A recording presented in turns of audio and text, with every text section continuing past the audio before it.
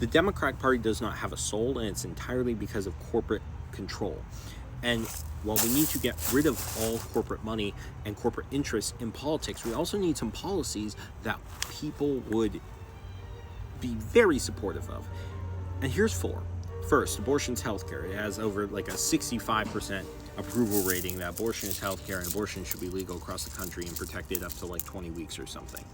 Like, we keep seeing referendums pass all across the country where abortion is supported. And even the ones that don't, they're still above 50%.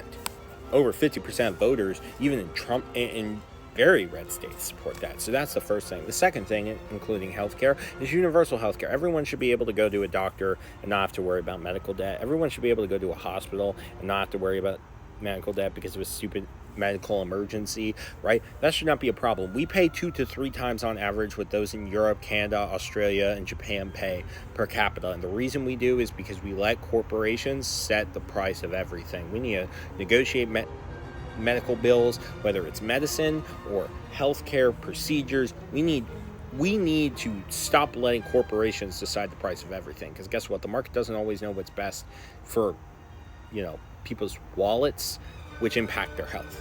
All right, our healthcare system's too exploitative. Number 3, we need to help with the housing problems, and the biggest ways we can do that is by banning corporate landlords from owning over 20 homes. I say 20. Some people say 50, I say 20. And this includes a regular company. And you can't have a shell company that's owned by this, who's owned by that.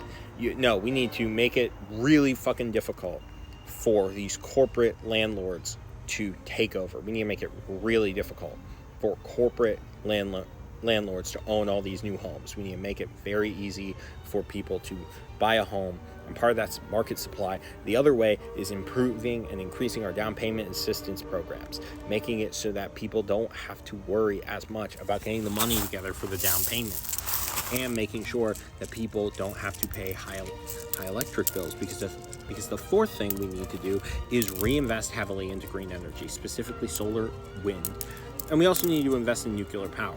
All three of those, we need to do all of that, because electric bills are going to skyrocket because of all of these dang data centers. So we need to build cleaner, renewable forms or very low emissions forms of energy to decrease our power bills, right? Because that is so important.